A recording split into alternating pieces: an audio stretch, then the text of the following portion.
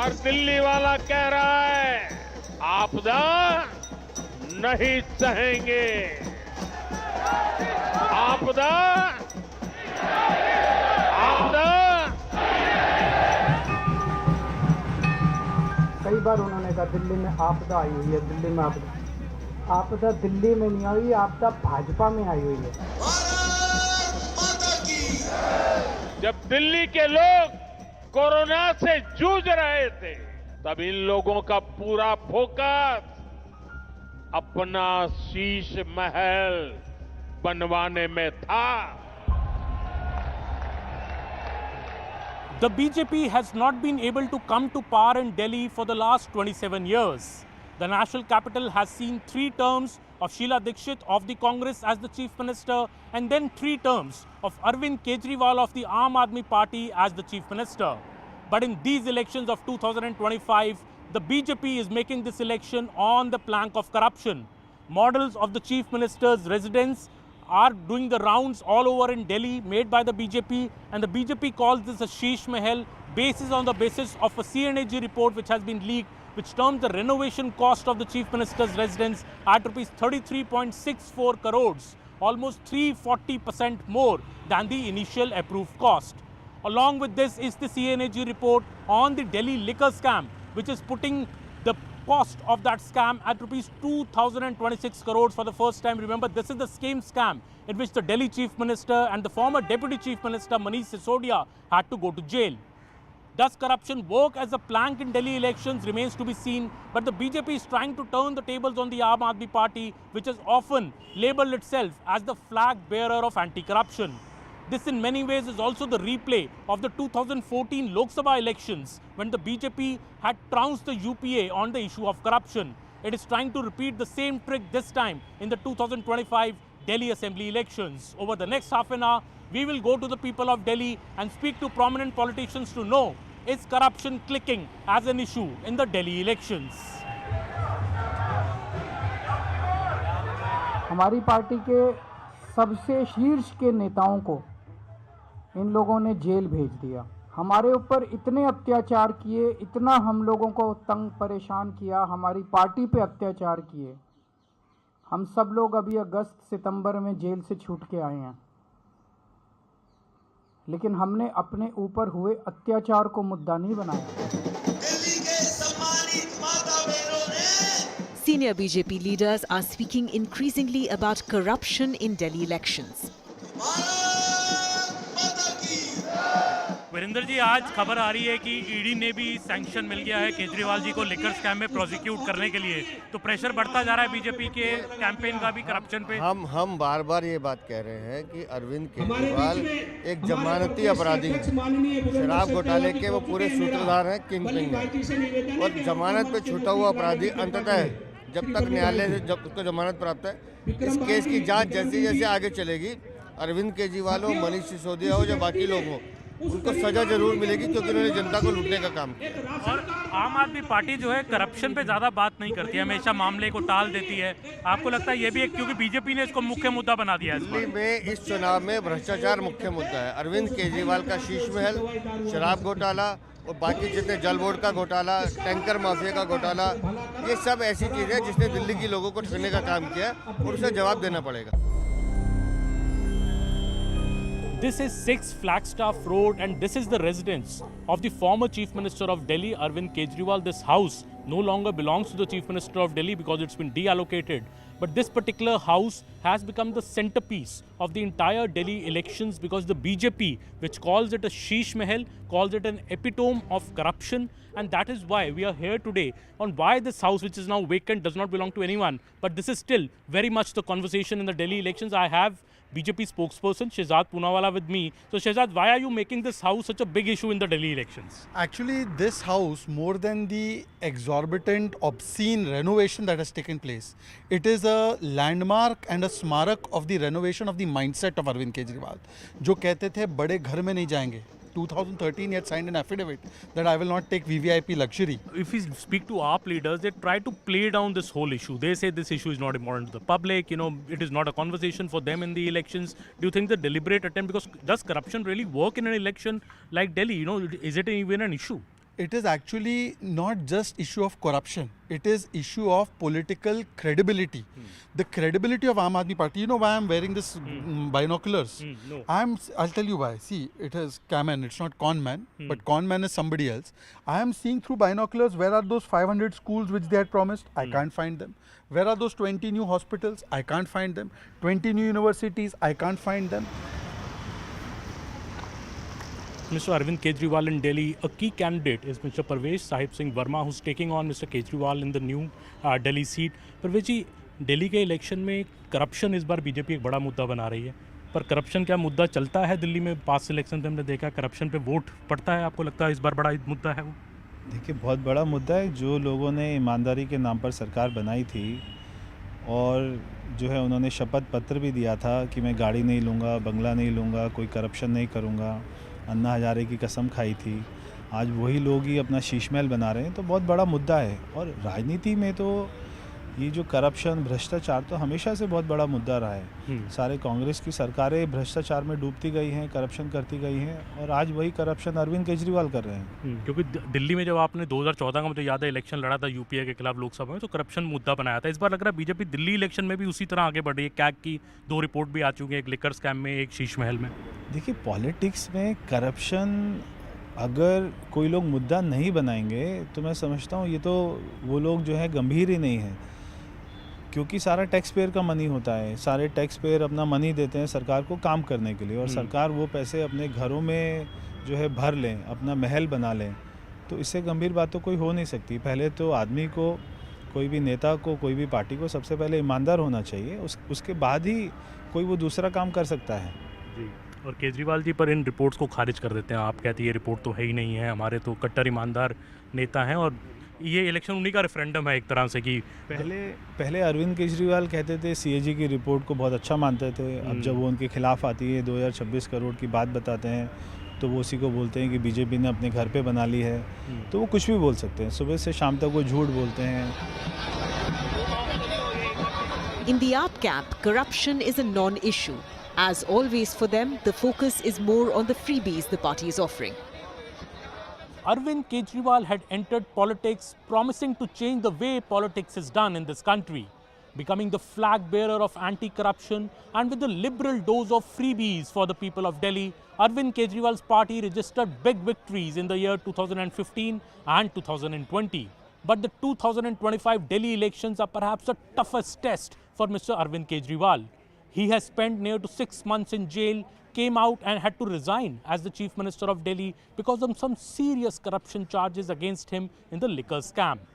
To top all of it, there is a CNG report also now on the renovation done at the Chief Minister's residence, as well as a rupees 2,000 crore plus loss put by the CAG or the Delhi liquor scam.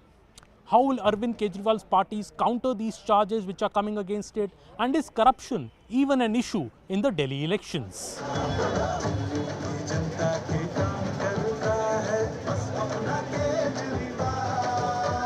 2013 का election हो, 15 का हो, 20 में हो, केजरीवाल जी ने अपनी कट्टर ईमानदार इमेज की इलेक्शन पे लड़ा और बड़ी जीत आपको मिली। इस बार पहली बार मुझे दिख रहा है बीजेपी इस इलेक्शन को करप्शन पे एक इशू पे इलेक्शन लड़ना चाह रही है। भ्रष्टाचार के खिलाफ भाजपा ही बोलते हैं तो ऐसा लगता है ओसामा बिन लादेन अहिंसा पे उपदेश दे रहा है।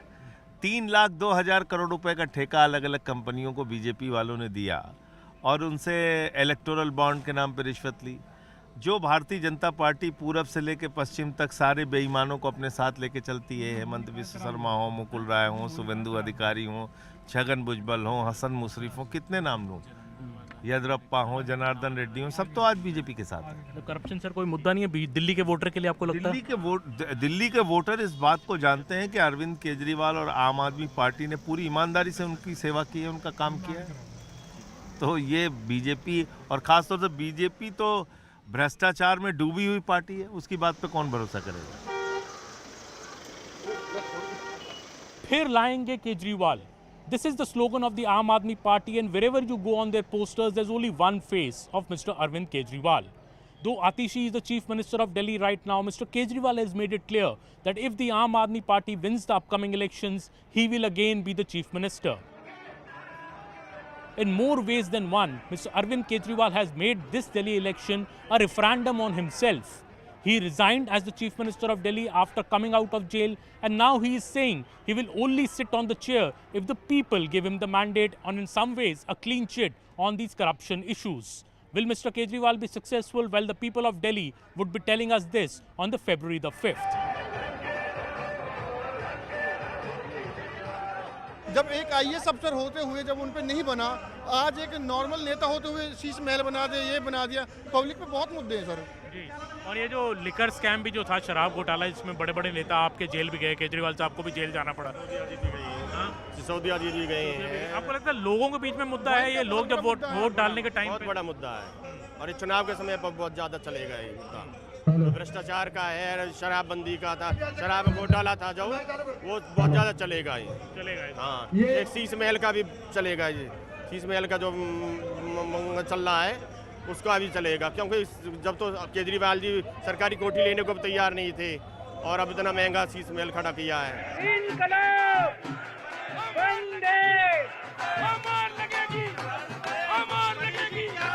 दिल्ली इलेक्शन इस बार ये बड़ी बातचीत है कि शायद केजरीवाल जी की सीटें कुछ कम हो जाएं, पर आप आदमी पार्टी कहती है सरकार तो हमारी बनेगी। आपको लगता है ऐसा ही होगा? सरकार तो आम आदमी की बनेगी, क्योंकि ये सुविधा हम लोगों को अच्छी दे रहे हैं। जो सुविधा देगा हम उनके साथ हैं। क्योंकि ये बड़ी बात होती है इस बार की, बड़ा धांधली हो गई दिल्ली में, ये शीश महल बन गया, ये शराब घोटाला हो गया। आपको लगता है वोटर को इसका कोई फर्क पड़ता है? नहीं, ये सब बेकार की बात है, ये बीजेपी का एजेंडा है। इन भाई साहब को मैं यही पूछ रहा था कि इस बार बीजेपी ने पूरा मुद्दा जो है भ्रष्टाचार का बना दिया इस इलेक्शन में, कि भ्रष्टाचार बहुत कर रहे हैं केजरीवाल जी। आपको लगता है वोटर को इसका फर्क पड़ता है इस बात का? भ्रष्टाचार तो है ही नहीं, भ्रष्टाचार का है, समाज सेवा हो रही है। जो पैसा आता है सरकार का जनता को चला जाता है, वो नहीं कि भैया पैसा इकट्ठा करो अपने घर लगा लो, जैसे नेता करते हैं, फार्म हाउस बना लिया, मॉल बना लिए। जो बीजेपी तो कहती ना जी शीश महल बना लिया। ये तो कुछ भी कह लो। आज केजरीवाल जी मुख्यमंत्री हैं, कल बीजेपी का भी उसमें बैठेगा शीश महल में। उसने कोई अपना घर थोड़ी बनाया है, वो जनता के लिए पैसा लगा, जनता की सेवा कर रहा है। जो लोग बिल नहीं दे सकते उनका बिल माफ़ कर रहा है, जो पानी नहीं दे रहा उसके लिए पानी माफ़ कर रहा है, महिलाओं के लिए बसेज माफ़ कर रहा है, सेवा कर रहा है वो जनता की। The sheen of Arvind Kejriwal is gone.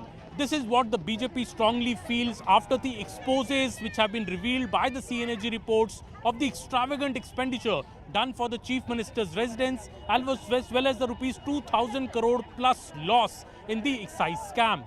Arming the BJP even more now is the Enforcement Directorate getting the prosecution sanction from the Home Ministry to prosecute Mr. Arvind Kejriwal in the liquor scam. All this could compound the troubles of Mr. Arvind Kejriwal even if the Aam Aadmi Party wins another term and Mr. Kejriwal is back as the Chief Minister.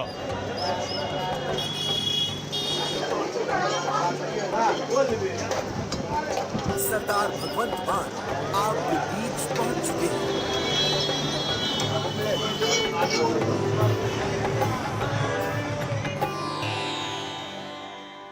Delhi is a small state with just 70 seats, but this assembly election has a big imprint on the national politics because Mr. Arvind Kejriwal has been in power for the last decade and BJP has not been able to make a breakthrough here. If the BJP is able to surprise everybody and win Delhi this time, this will strengthen brand Modi after the big wins in Haryana and Maharashtra after the Lok Sabha elections when Mr. Modi came to power for the third time.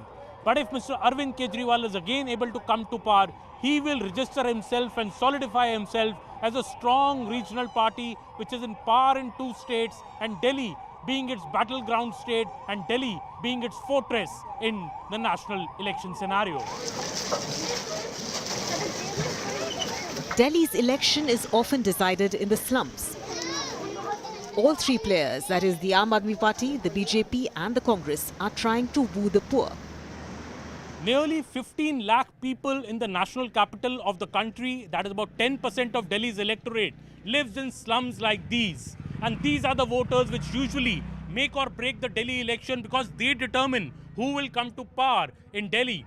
Mr. Kejriwal has studiously nurtured this community, this particular slums, people who are living here for the last 10 years, and has been a big reason why Mr. Kejriwal has stormed to power. Speak to people here and they speak about the free power, free electricity, but you can see the condition of this road which passes through this colony to one of the biggest slum clusters in Delhi, in Seelampur, and you can see people also complaining that adequate work has not happened. The BJP is now saying to the voters that we will build you a pakka house in place of the jhuggis where you are staying right now, while Mr. Kejriwal is telling Delhi's voters this is BJP's grand conspiracy to demolish jhuggis in Delhi and not give the poor pakka houses. Which side will the people go, especially the slum dwellers, depends in a big way on the promises being made by both the sides.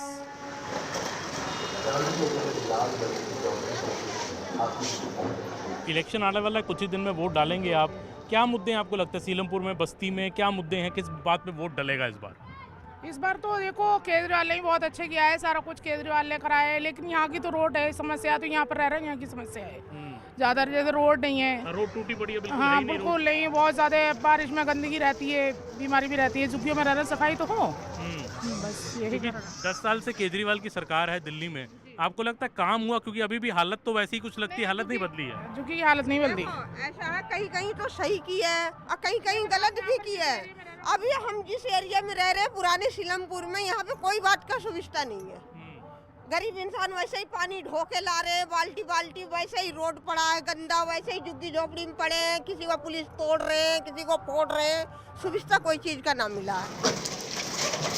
जो भाजपा कहती है, मोदी जी कह रहे हैं कि हम झुग्गी की जगह सबको घर देंगे, आपको लगता है उस वादे में दम है?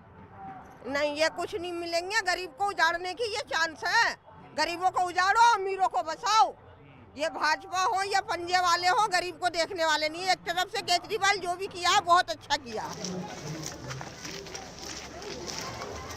ऐसा क्यों झाड़ू ने फ्री बिजली फ्री पानी किया? पानी फ्री है, बत्ती फ्री है, सब कुछ फ्री दिया है, और औरतें फ्री जा रही हैं गाड़ियों में बैठ बैठ के। भैया तो हम तो जो हमें फायदा मिलेगा उसे देंगे, और दवाई भी फ्री मिल रही है। प्रधानमंत्री जी की आयुष्मान योजना जिसके अंदर हर बुजुर्ग का इलाज 5 लाख का इलाज फ्री हो सकता है। While corruption is the major issue that the BJP is picking up in the Delhi elections, another major issue is the issue of the slum dwellers and how BJP has promised that every slum dweller will get a home. We are in Govindpuri and these are the EWS flats which were recently inaugurated by the Prime Minister, and this is where the people who are staying in these flats are all here. And for all these people, getting a pakka home is a much, much bigger promise, maybe even bigger than the issue of corruption in Delhi. Mr. Kejriwal is telling people that BJP will demolish all the slums and not give them houses because the performance of the BJP on giving houses is very, very poor. But for these people who are already shifted to these EWS flats, for them the BJP's promise of giving a flat to every person in a झुग्गी is a major, major promise. तो जो महिला voter है दिल्ली में, अब केजरीवाल जी कहते हैं कि 2100 रुपये हम देंगे, हम पावर में आ गए, तो बीजेपी कहती है हम भी ख्याल रखेंगे महिला वोटर का। आपको लगता है महिला वोटर का क्या मन है? नहीं, ऐसे लगता है जो वो वोट देने के बाद पैसा देगा नहीं, किसी को भी नहीं देगा, ऐसे तो लगता है। हाँ। ऐसा क्यों? वो तो कहते हैं हम देंगे, लिख कर दे रहे हैं। ऐसे ही बोलते हैं, लेकिन इसके बाद पता नहीं देगा कि नहीं देगा। इतना पब्लिक को कितना देंगे पैसा वो? और जो ये बड़े बड़े बातें हो रही हैं कि बड़ा ये इतना बड़ा शीश महल बन गया मुख्यमंत्री का, करोड़ों रुपए लग गए, शराब में घोटाला हो गया, आपको लगता है वोटर के लिए इशू कि आपके लिए लोकल इशू ज्यादा इम्पोर्टेंट? तक तो हमें पता नहीं है, इतना तो जानकारी भी नहीं है, जितना हमें पता है इतना मैंने बोल दिया। जो सब लालची दिखाते, वोट लेने के बाद सब गायब हो जाते।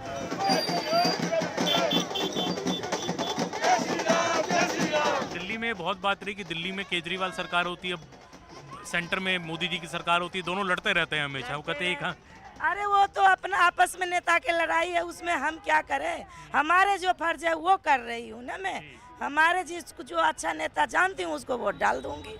जितना आना तो उसके नसीब है ना। ऊपर वाले से कोशिश करूंगी कि आएंगी सरकार। अपने जगह वो भी किया, अपने जगह वो भी किए, बहुत सरकार मोदी ने किया। हाँ। घरे घरे जिसको मरे ही ना रहा थे, कॉलोनी बनवा दिया, शौचालय बनवा दिया, कोई औरत कोई बहन बिटिया कहीं खेतार में ना जाए, सबकी सुविधा तो दे दिया। क्या करेगा? एक व्यक्ति तो अपना घर नहीं संभला तो दुनिया कितना संभाल पाएंगे।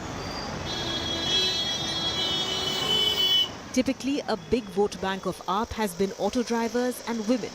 But this time around, there is some discontent among them. क्या माहौल है दिल्ली में? किसको वोट पड़ेगा इस बार? साहब केजरीवाल को दिया था, केजरीवाल का माहौल है, केजरीवाल ही जीतेगा। झंडा भी लगा रखा है आम आदमी पार्टी झंडा है, तय दिल से पहले भी बनाया था, आज भी बनाएंगे उनको। ऐसा क्यों आपको लगता है कि ऑटो वाले, स्पेशली ऑटो जो बहुत बेनिफिट दिया है, बिजली लाइट फ्री, सबसे बड़ी बात शिक्षा दी है। शिक्षा बहुत अच्छी दी, हमारे बच्चे प्राइवेट स्कूल में पढ़ते थे, अब सरकारी में पढ़ने लगे। भाजपा इस बार कहती कि नहीं, इस बार हम जोरदार प्रदर्शन करेंगे। पहले भी कह रही थी 400 पार है, क्यों आज जानते 241 पर अटक गई। क्या लगता है भाई साहब, इस बार किसको वोट पड़ेगा दिल्ली में? सर बीजेपी को देंगे सर हम तो। इस बार केजरीवाल जी से क्या मोह भंग हो गया थोड़ा सा? सर मुंह भंग नहीं है, बस थोड़ा सा मन साफ कर बीजेपी को देने का ये विचार। हाँ जी सर। तो क्या क्यों लगता है आपको, आपने काम नहीं किया दिल्ली में? आप तो कहती ऑटो वालों के लिए हमने बहुत काम किए हैं दिल्ली में। हम तो कुछ नहीं करा, जो मोदी जी ने करा वो उस मुकाबले कुछ नहीं है sir. So we are aboard a DTC bus right in the heart of Delhi in Connaught Place, and elections are not much far away, few days away, and some Delhiites who travel in these buses daily, let us ask them what are their issues. Party कोई सी भी हो, उसने तो खाना ही खाना ही है, चाहे कोई सी पार्टी है, चाहे एमएलए हो चाहे कोई भी हो, उन्हें खाना ही खाना ही है। खाना ही खाना है, और क्या।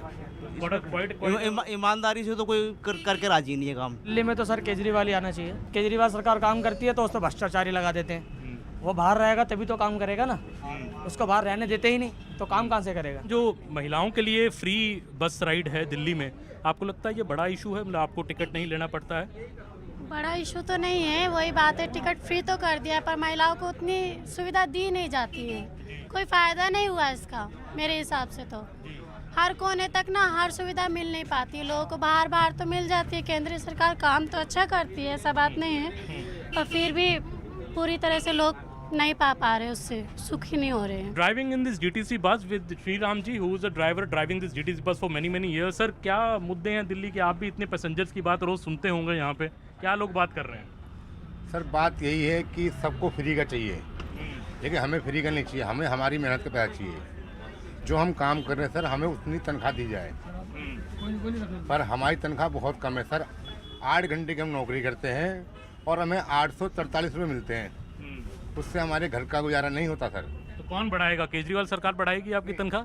हम केजरीवाल के साथ नहीं है सर। अच्छा। हाँ जी, हम बीजेपी, कट्टर बीजेपी वाले हैं हम। अच्छा। हम वोट देंगे बीजेपी को, अब तक बीजेपी को ही वोट देते आए हैं। इस बार आपको लगता है दिल्ली में बीजेपी 27 साल से नहीं आई, इस बार कुछ बदलाव होगा इस बार? सर बिल्कुल 100% दावा मेरा है।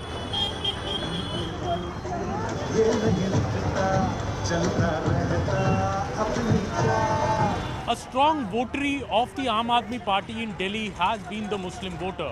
We are here in Nizamuddin West, which falls under the Jangpura constituency, from where Manish Sisodia, the former Deputy Chief Minister, is fighting this election.